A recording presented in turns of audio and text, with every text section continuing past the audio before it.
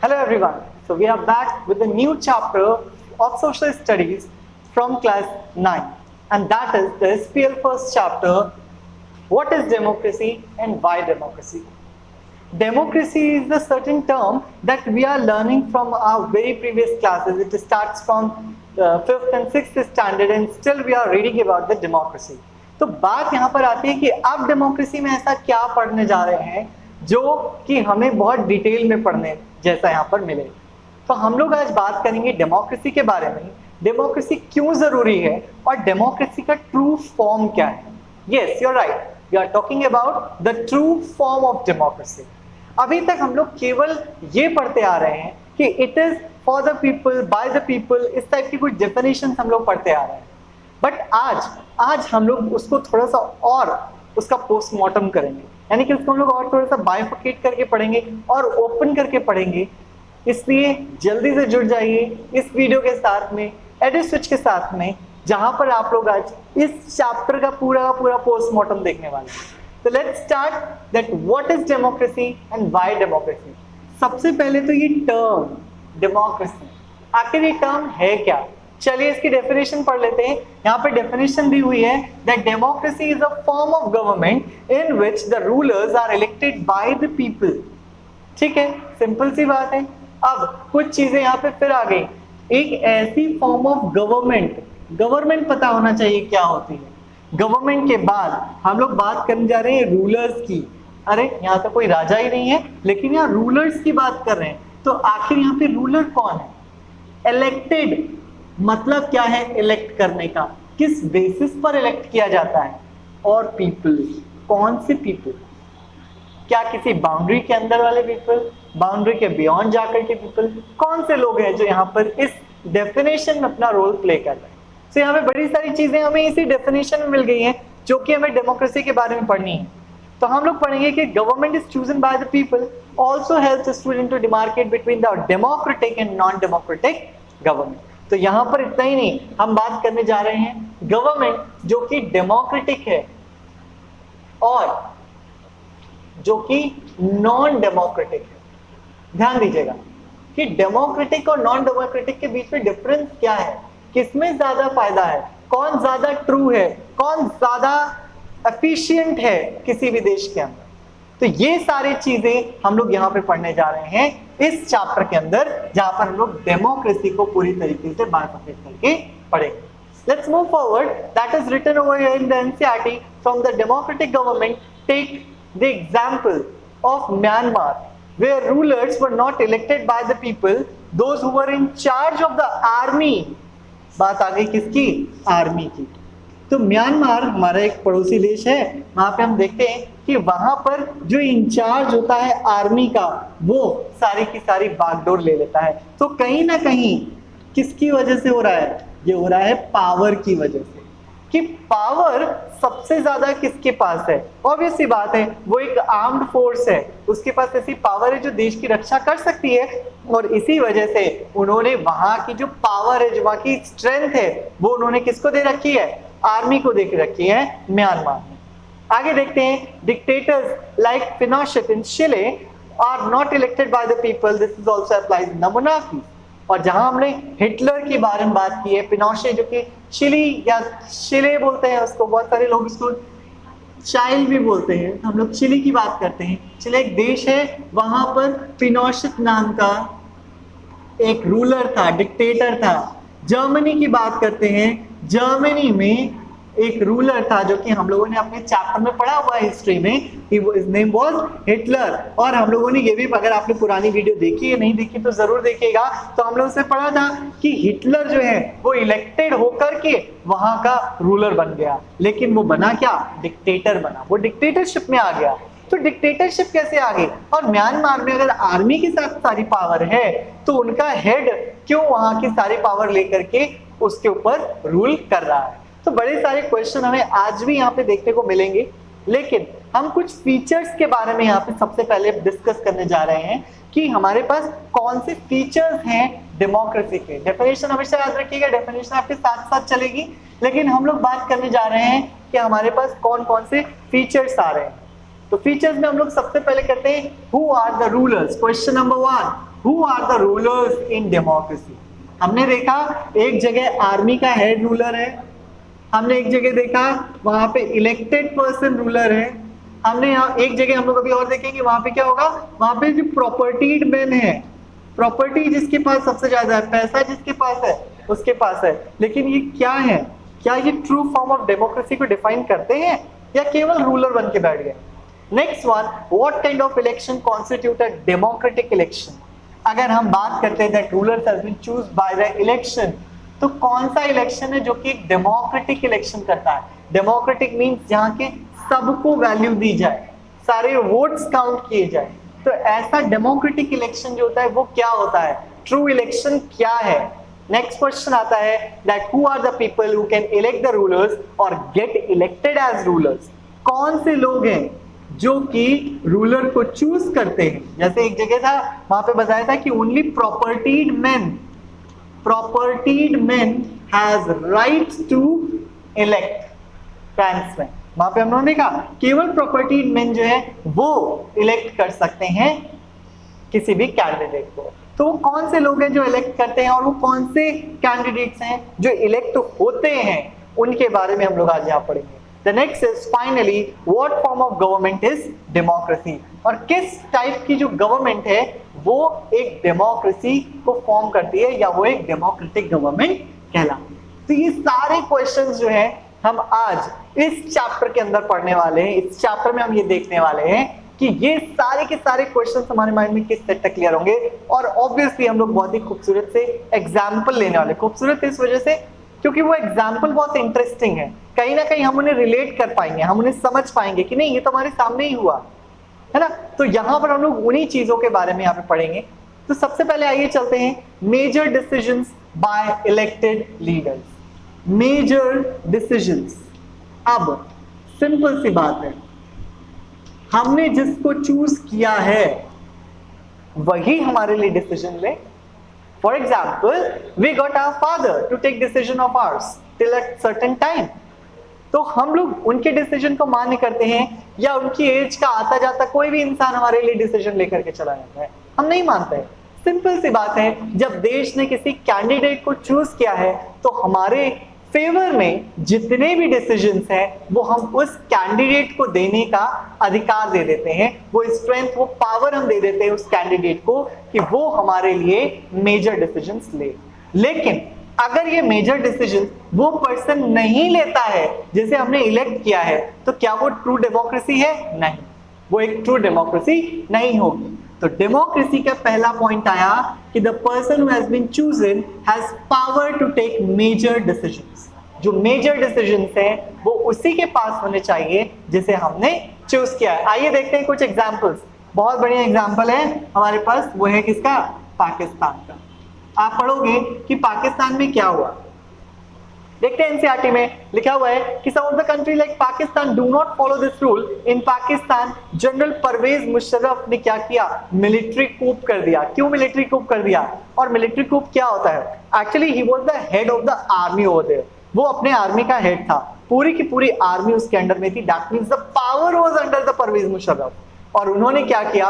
उन्होंने वहां की गवर्नमेंट के ऊपर आर्मी के थ्रू एक तरीके का अटैक किया अपने पार्लियामेंट के ऊपर, जिसको हम मिलिट्री कूप बोलते हैं, जहां सारी की सारी पावर्स जो होती है वो मिलिट्री अपने अंडर में ले लेती है। और वही उन्होंने यहां पर किया। और ये बात है अक्टूबर 1999 की, बहुत पुरानी बात नहीं है, 1999 की बात है, जब जनरल परवेज मुशर्रफ ने पाकिस्तान के अंदर मिलिट्री कूप करा करके पूरी की पूरी पावर अपने पास ले ली। He overthrew the democratically elected government। जो डेमोक्रेटिकली इलेक्ट हुई थी गवर्नमेंट, जो प्रॉपर इलेक्शंस के बाद जो गवर्नमेंट बनी थी, उसको उसने ओवरथ्रू कर दिया, उसको हटा दिया वहां से, और अपने आप को उसने क्या बन दिया? Become the president of the country. और वो प्रेसिडेंट ऑफ द कंट्री बन गया। 2002 में क्या हुआ? He also held a referendum in the country to granted him a 5-year extension। और उसके बाद एक और टर्म आता है, that is called referendum। referendum का मतलब होता है इलेक्शन। इलेक्शन, अब उसने इलेक्शन कर दिया, लेकिन ये इलेक्शन कैसे थे? ये इलेक्शन फ्री एंड फेयर नहीं थे। फ्री एंड फेयर इलेक्शंस बहुत जरूरी हैं।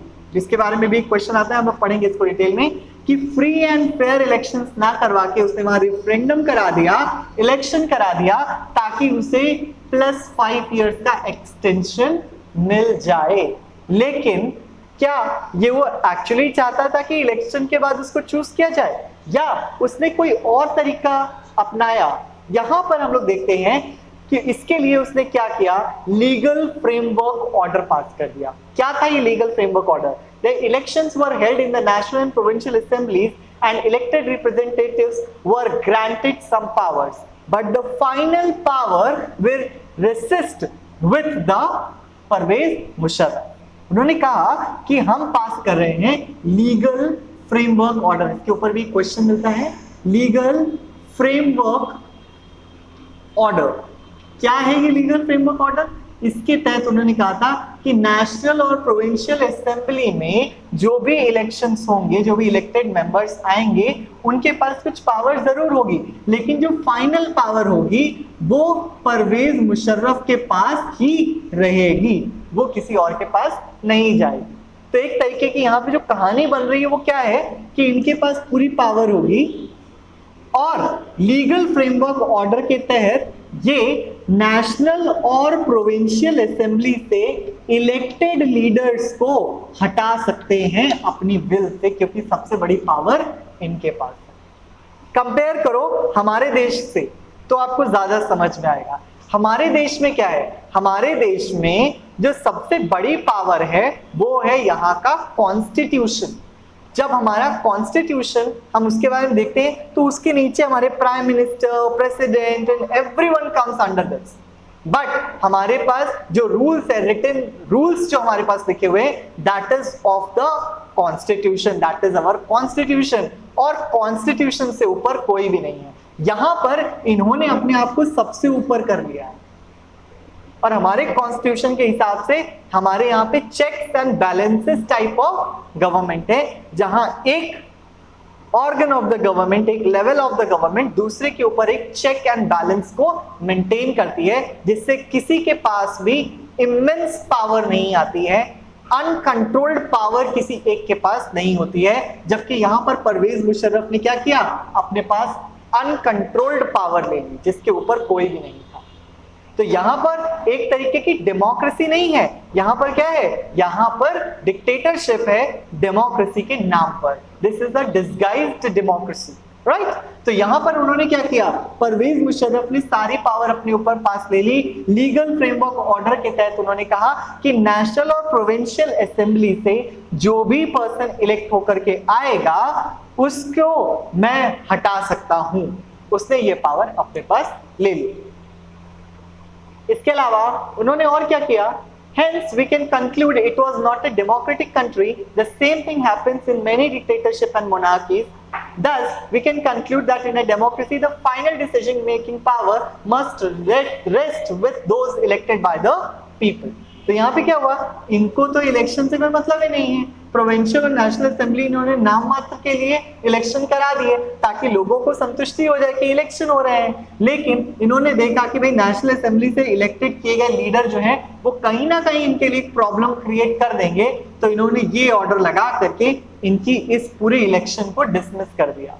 और ये तब तक डिसमिस होते रहे जब तक कि इनके फेवर में रहने वाले लोग जो थे वो यहाँ पर इलेक्ट होकर पोजीशन पर ना आ जाए। इसके अलावा ये फ्री नहीं थे कोई भी डिसीजन लेने के लिए, इन्हें इलेक्ट जरूर किया गया लेकिन ये कोई भी डिसीजन लेने के लिए फ्री नहीं थे। अगर इनका डिसीजन परवेज मुशर्रफ जी को पसंद नहीं आता है तो वो इसको भी निरस्त कर देंगे, इसको भी इनवैलिड कर देंगे, जिसकी वजह से हमने इलेक्ट किए हुए पर्सन जो थे, जो हमारे इलेक्ट किए हुए पर्सन थे, उनके पास कोई पावर ही नहीं रह गई थी कि वो वहां की कंट्री के लिए, वहां के लोगों के लिए, वहां की आवाम के लिए किसी भी तरीके का डिसीजन ले सके।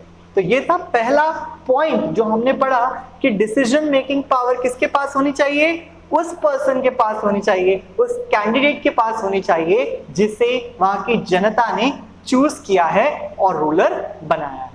चलिए चलते हैं नेक्स्ट पॉइंट की तरफ। जो नेक्स्ट पॉइंट है दैट इज, अभी हमने बात की थी, that is free and fair elections. As it has been told कि जो इलेक्शंस हैं वो कभी भी किसी के दबाव में आकर के नहीं देना चाहिए। एक इन्फ्लुएंस होता है कि भाई हाथ जोड़ करके हमारे दरवाजे पर आते हैं कि हम इस जनता के लिए, इन पर्टिकुलर लोगों के लिए ये काम करेंगे, और वो रिक्वेस्ट करते हैं कि आप हमारी बातों को मानिए, हमारे ऊपर विश्वास करिए और हमें वोट करिए।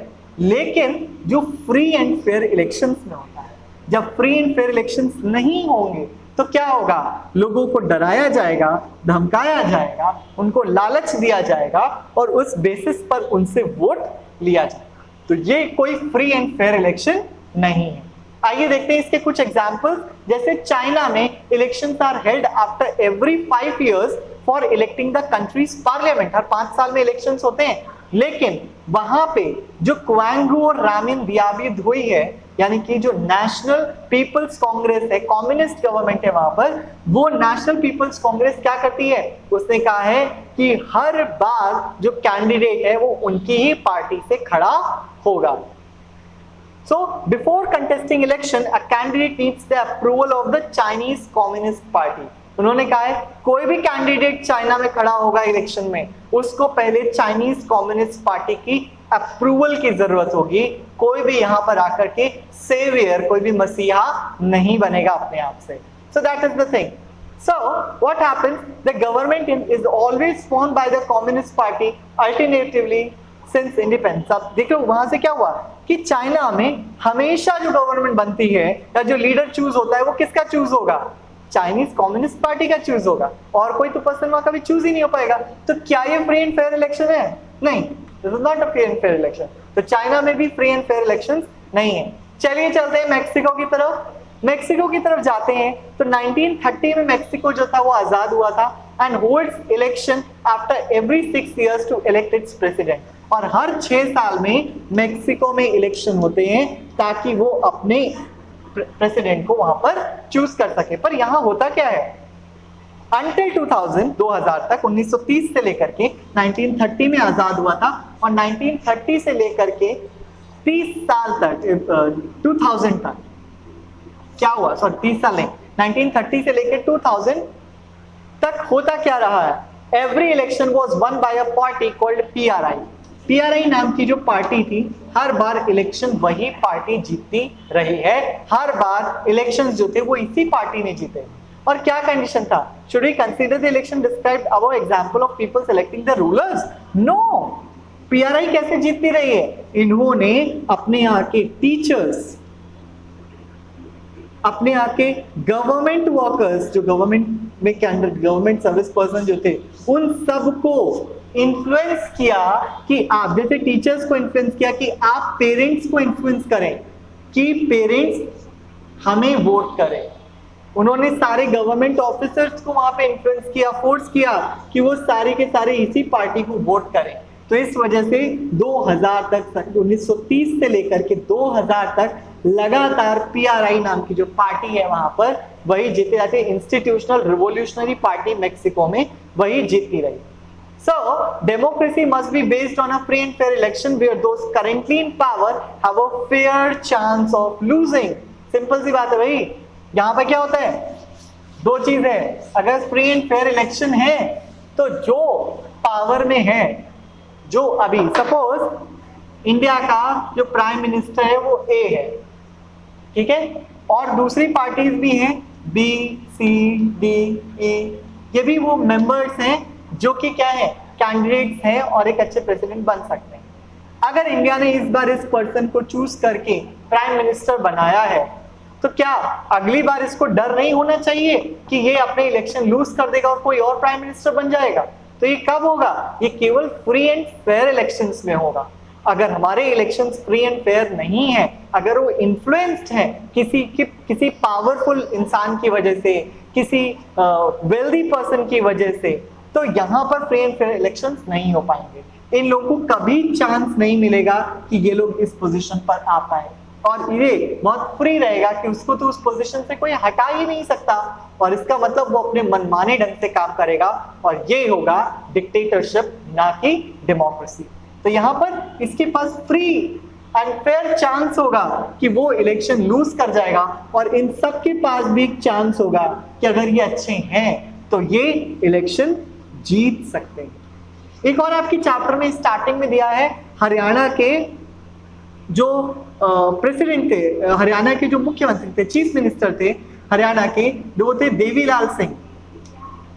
देवीलाल सिंह जो हैं, उन्होंने क्या कहा, उन्होंने लोगों के सामने गए, उन्होंने कहा कि भाई देखो ऐसा, इसके पहले कांग्रेस थी, 90s की बात है ये, उसके पहले कांग्रेस थी वहां की पावर में। वो जब कांग्रेस पावर में थी और इलेक्शंस हुए 90 के, तो उन्होंने क्या कहा, देवीलाल सिंह ने कहा कि अगर हरियाणा की जनता उनको वोट करेगी तो वो किसानों का जो लोन है वो माफ करवा देंगे। दैट वाज द एसेंस, वो उनका मकसद था कि वो ऐसा करा देंगे।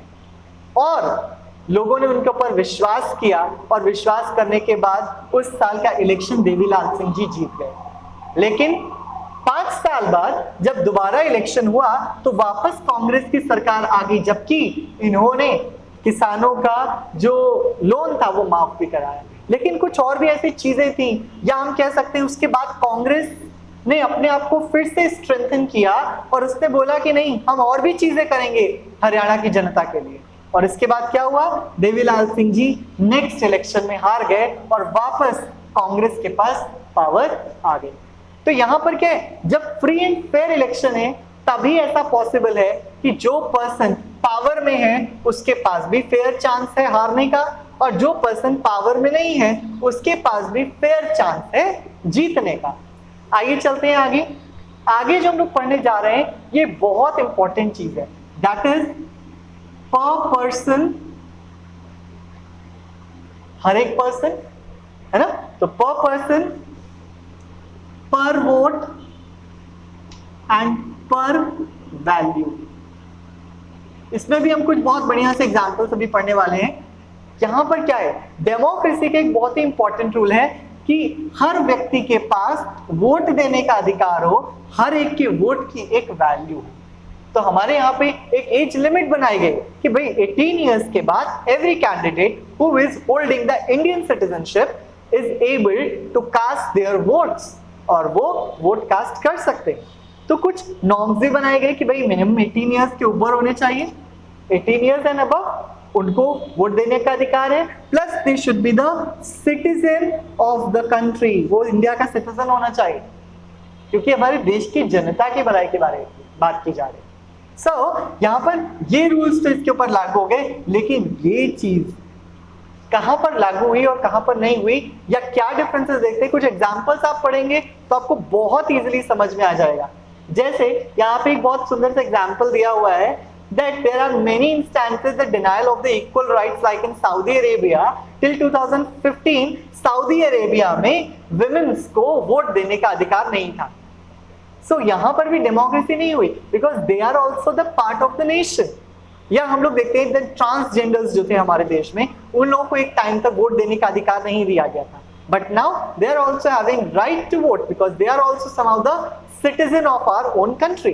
तो यहाँ पे हमने क्या देखा कि वुमेन को अगर वोट देने का अधिकार नहीं है तो वो वहां पर इस चीज को फॉलो नहीं करते हैं, वो यूनिवर्सल एडल्ट फ्रेंचाइज जिसको हम लोगों ने हमेशा से पढ़ा हुआ है वो उसको फॉलो नहीं करते हैं। दैट पर पर्सन पर वोट पर value has to be validated. Next one that is अब यहाँ पे एक और कंट्री है जिसका नाम है Estonia, has made it's citizenship rule. Estonia ने अपने सिटीजनशिप का जो रूल था उसको कुछ ऐसा कॉम्प्लिकेटेड बना दिया था कि Russian minority find it difficult to get right to vote, कि वहां पे कुछ ऐसे पीपल थे जो कि रशिया से माइग्रेट होकर के आए हुए एस्टोनिया, लेकिन उनकी जो सिटीजनशिप थी वो क्लियर नहीं थी, या उसने अपनी सिटीजनशिप के रूल्स ऐसे बनाए थे कि वो जो रशिया से माइग्रेटेड पीपल थे somehow they are not able to cast their vote in Estonia। तो वहां पर भी नहीं है, चाहे माइनॉरिटी हो चाहे मेजॉरिटी हो चाहे जेंडर हो। फर्स्ट वाले में हमने अरेबिया वाले में पढ़ा that there is gender discrimination for casting their votes, जहां पे वुमेन्स को राइट नहीं है। एस्टोनिया में हमने पढ़ा that there are differences between the minority and majority, only the majority have rights to vote but minority has no right to vote। लेकिन हमारे देश में ऐसा नहीं है। ट्रू डेमोक्रेसी क्यों है हमारे देश में? there is no gender bargaining in our country that they cannot cast the votes। और same as it is minority हो या मेजॉरिटी हो, हमारे देश के अंदर सभी कोई वोट कास्ट कर सकता है। तो यहाँ पे हमने देखा। नेक्स्ट एक और कंट्री, छोटी सी कंट्री है जिसका नाम है Fiji. The electoral system of such this country that votes of the indigenous Fiji are more value than that of the Indian Fiji. यहाँ पे दो फिजीज रहते थे। फिजी एक देश है, छोटा सा देश है। इस फिजी नाम के देश में एक तो थे जो नेटिव्स थे, जो वहीं पे रहते थे, वहीं पले बड़े थे, और दूसरे जो थे वो कहलाते थे Indian Fiji. somehow they have been migrated from Asia, तो वो इंडियन फिजी कहलाते हैं। अब यहाँ पर जो उनकी कंट्री के अंदर जो डिफरेंस था वो कैसा था कि नेटिव्स ने जो वोट किया है उस वोट की तो एक वैल्यू होगी, लेकिन इंडियन नेटिव अगर वोट करेगा तो उस वोट की आधी वैल्यू होगी। Got it? यानी कि अगर दो इंडियन जब वोट करेंगे, दो इंडियन फिजीज वोट करेंगे, तब जाके एक वोट काउंट होगा। जबकि यहां पर क्या है, उस एक पर्सन के वोट की पूरी वैल्यू बताएगी, वैलिडेटेड वैल्यू बताएगी। तो यहाँ पे क्या हुआ, यहाँ पे वैल्यू नहीं थी, वैल्यू डिफरेंशिएशन था कि नहीं था? तो यहाँ पर भी ट्रू डेमोक्रेसी नहीं है। एक ट्रू डेमोक्रेसी में क्या होना चाहिए, वन पर्सन पर वोट पर वैल्यू, है ना, या one person one vote one value. लेकिन यहाँ पर वैल्यू डिफरेंशिएशन था। तो फिजी में इस तरीके का एग्जाम्पल हम देखते हैं। Definitely not a democratic government. The feature of democracy this highlights is that in a democracy, each adult citizen must have one vote, and in turn, each vote must have one value. और हर एक vote की अपनी एक value होनी जरूरी है। तो ये हमारा सेकेंड पॉइंट था। याद करो, सबसे पहला पॉइंट हमने क्या पढ़ा? सबसे पहला पॉइंट हमने पढ़ा, the person that whom we have elected should have power to take major decisions. उसके पास ये पावर होनी चाहिए कि वो मेजर डिसीजन ले सके। सेकेंड वन, उसके पास क्या होना चाहिए? The second one, that the per person पर vote and per value, no gender differentiation, no majority and minority differentiation, and no value differentiation. The value of the vote should not get differentiated according to the people. तो इस तरीके की चीजें जो है वो आती हैं। तो हमारे जो सेकेंड हमने पॉइंट पढ़ा डेमोक्रेसी के अंदर वो ये था। थर्ड पॉइंट आता है the rule of law and respect of rights. अब नेक्स्ट आपका क्या आता है, रूल ऑफ लॉ। बहुत इंपॉर्टेंट है, rule of law, sorry, rule of law and respect of rights. Respect of rights. अब आप देखो कि राइट्स की बात की जा रही है। राइट्स में हम लोगों ने क्या पढ़ा है? हम लोगों ने पढ़ा है फंडामेंटल राइट्स। अब फंडामेंटल राइट्स क्या होते हैं ये जरा देख लो। हमने देखा कि हमारे पास कुछ फंडामेंटल राइट्स हैं, जैसे राइट टू वोट एक फंडामेंटल राइट है हमारे पास, then right to speech, right against exploitation. ये कुछ फंडामेंटल राइट्स है जो हम हमेशा से पढ़ते आ रहे हैं, छोटी क्लासेस में हमने पढ़े हुए। इन राइट्स को जो है रिस्पेक्ट किया जाना चाहिए। कोई भी पर्सन हमारे देश के अंदर ऐसा नहीं है जो हमारे इन राइट्स से हमें दूर कर सके, वो हमारा थर्ड है। यानी कि यहाँ पर किसी भी तरीके से हमारा एक्सप्लॉयटेशन नहीं हो सकता है। आइए देखते हैं कुछ एग्जांपल्स यहाँ पर। Zimbabwe attend independence from white minority rule in 1980 and from then the country has been ruled by the party that is led by the struggle ZANU-PF। ZANU-PF वो पार्टी है, ZANU-PF वो पार्टी है जिसने उनको कहीं ना कहीं व्हाइट माइनॉरिटी के रूल से बचाया जिम्बाब्वे को। तो उसने उनको बचाया और तब से यही पार्टी वहां पर रूल करती आ रही है। कैसे रूल कर रही है? प्रेसिडेंट मुगाबे, इनके जो प्रेसिडेंट है उनका नाम क्या था? मुगाबे। इन मुगाबे साहब ने क्या किया उसके बारे में हम लोग पढ़ते हैं। तो मुगाबे जी के बारे में बता रहे कि president Mugabe was popular but also used unfair practices of election. वो क्या करते थे? अनफेयर प्रैक्टिस ऑफ इलेक्शन इस्तेमाल करते थे, यानी कि वो लॉजिकल चीजें या रूल से नहीं चलते थे, और वो फेमस तो थे ही। तो वो क्या करते थे? There was a law that limited the right to criticise the president. उन्होंने क्या किया? उन्होंने लॉ बनाया कि आप किसी भी तरीके से प्रेसिडेंट को क्रिटिसाइज नहीं कर सकते। आप नहीं बोल सकते कि हमारा प्रेसिडेंट जो है वो खराब है, वो हमारे हित में, हमारे फेवर में निर्णय नहीं लेता है, हमारे फेवर में डिसीजंस नहीं लेता है। इसके साथ टेलीविजन, रेडियो, यानी पूरा का पूरा मीडिया जो था that has been controlled by the Mugabe. तो इससे क्या होगा, याद करिए हिटलर की कहानी, उसने भी यही किया था। क्या किया, उसने सारी टेलीविजन सब जगह अपना कंट्रोल कर लिया, यानी सब जगह केवल जो गुणगान हो रहा है वो किसका होगा, केवल मुगाबे जी का होगा। यानी मुगाबे को जो फेमस करते, जबरदस्ती फेमस किया जा रहा है, चाहे वो अच्छा रूल कर रहे हो या नहीं। तो उन्होंने पूरी मीडिया को अपने कंट्रोल में लेकर के रखा हुआ था। इसके अलावा there were independent newspapers but the government harassed those journalists who went against and so on.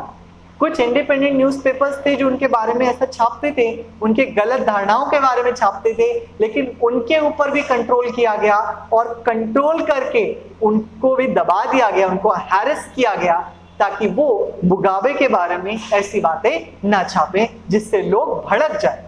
Next one is that not a democratic government rules within limits set by constitutional law and citizen rights. तो democratic government rules within limits, जो हमारी democratic government है वो within limits काम करती है। अगर आप हमारे देश में देखें तो चाहे प्रधानमंत्री हो, चाहे प्रेसिडेंट हो, चाहे कोई एग्जीक्यूटिव ऑफिसर ही क्यों ना हो, कोई भी हमारे देश के कॉन्स्टिट्यूशन से ऊपर नहीं है। हमारा देश का संविधान सबसे ऊपर है और उस संविधान के तहत एक प्रधानमंत्री के पास भी लिमिटेड पावर है, एक प्रेसिडेंट के पास भी लिमिटेड पावर है, किसी के पास भी अनकंट्रोल्ड पावर नहीं है जिससे कि वो लेटर ऑन कभी भी मौके का फायदा उठा करके पूरे के पूरे देश के ऊपर कब्जा कर ले। तो ऐसा नहीं है, हर एक को रूल या हर एक को चूज कह सकते हैं, एक अलग वे से किया जाता है जिसमें लोगों की इंपॉर्टेंस है, यहाँ की जनता की इंपॉर्टेंस है। Next one, that not a democratic government, yes, and then hence we can deduce that democracy is a form of government in which, तो अब हम यहाँ पे कंक्लूड कर सकते हैं कि डेमोक्रेटिक एक ऐसी फॉर्म ऑफ गवर्नमेंट है जहां सबसे पहला पॉइंट आता है, rulers elected by the people take all the major decisions, जिन्हें हमने चूज किया है वो हमारे फेवर में, हमारे लिए सारे डिसीजंस ले सकते हैं, पहला पॉइंट। दूसरा point, elections offer a choice and fair opportunity to the people to change the current rulers. तो यहाँ पर एक फेयर अपॉर्चुनिटी डिवाइड की जाती है, फेयर अपॉर्चुनिटी मिलती है कि भाई जिसको चूज किया है वो भी आगे चल के अपना रूल, अपनी पावर खो देगा, और जिसे इस बार चूज नहीं किया है उसके अच्छे बर्ताव के कारण, उसके अच्छे एजेंडास के कारण, अच्छे गोल्स के कारण हो सकता है कि अगला लीडर वो बन जाए। Third point, this choice and opportunity is available to all people on an equal basis. और ये चॉइस जो है किसी को ज्यादा किसी को कम नहीं है, हर एक व्यक्ति चाहे वो अमीर हो, गरीब हो, स्त्री हो, पुल्लिंग हो या कैसा भी व्यक्ति हो, वो व्यक्ति कभी भी अपने राइट्स को डिनाई नहीं कर सकता। उसके पास राइट है कि वो आकर के वोट कर सकता है। एक पर्सन की वोट की वैल्यू भी इक्वल है, इक्वल बेसिस पर उनको दिया गया, इक्वालिटी दी गई। Next is the exercise of this choice leads to a government limited by basic rules of the constitution and citizen rights. इसके साथ ही साथ कुछ बेसिक रूल्स दिए गए, तो चाहे प्रेसिडेंट हो या प्राइम मिनिस्टर हो, वो इन फंडामेंटल राइट्स को, इन रूल्स को बॉयकॉट नहीं कर सकता, इन्हें वो ब्रेक नहीं कर सकता किसी भी हालत में। तो हमारे पास हमारे राइट्स हैं और उन राइट्स के तहत हम इस देश में स्वतंत्रता से रह सकते हैं। लेकिन क्या एक नॉन डेमोक्रेटिक गवर्नमेंट आपको ये सारी चीजें अवेलेबल कराती है? बिल्कुल नहीं। ये सारी चीजें एक नॉन डेमोक्रेटिक गवर्नमेंट में हमें बिल्कुल भी देखने को नहीं मिलता है। ये केवल और केवल पॉसिबल है डेमोक्रेटिक गवर्नमेंट में, जहां पर जनता चूज करती है उनके ऊपर कौन रूल करेगा, और रूलर देखता है कि वो अपनी जनता की सेवा, अपनी जनता की भलाई के बारे में कैसे सोच सके। और अगर वो भलाई के बारे में नहीं सोचता तो उसको पता है कि जनता के पास वो पावर है कि आज तो मैं पावर में किसी तरह धोखा दे करके आ गया, नेक्स्ट टाइम मैं उस पावर को रीगेन नहीं कर पाऊंगा। The next one is why democracy. अब जो हमारा नेक्स्ट टाइम आएगा, जो नेक्स्ट सेशन आएगा, उसमें हम देखें, आज हमने पढ़ा कि व्हाट इज डेमोक्रेसी, डेमोक्रेसी क्या है, ट्रू डेमोक्रेसी क्या है, एक डेमोक्रेटिक कंट्री हमें क्या प्रोवाइड करती है, एक नॉन डेमोक्रेटिक कंट्री में क्या प्रोवाइड करती है। बहुत सारे हमने इसमें एग्जांपल्स पढ़े इन एग्जाम्पल्स को थॉरली अलग अलग सेक्शन में अपने दिमाग में जरूर याद कर लीजिएगा, क्योंकि ये आपको हेल्प करेगा उन एग्जाम्पल्स के साथ उन आंसर्स को लिखने में जो कि एग्जाम में पूछे जाते हैं। तो आज जितनी भी चीजें हमने बात करी है यहाँ पर, उन सभी से एक एक क्वेश्चन जरूर बनता है, और एग्जाम्पल्स के साथ अगर आप लोग अपने क्वेश्चंस के आंसर को लिखेंगे तो definitely you will get good marks. तो चलते हैं, आज हम लोग अपना सेशन यहीं पर एंड करते हैं, और अपना नेक्स्ट सेशन हम लोग करेंगे with the another topic, the another half of the topic. आज हमने पढ़ा था व्हाट इज डेमोक्रेसी, और नेक्स्ट सेशन में हम पढ़ेंगे व्हाई डेमोक्रेसी, डेमोक्रेसी की जरूरत क्यों। I hope this session was very interesting for you all as it was for me. So see you in the next session. Keep joining EduSwitch. Thank you.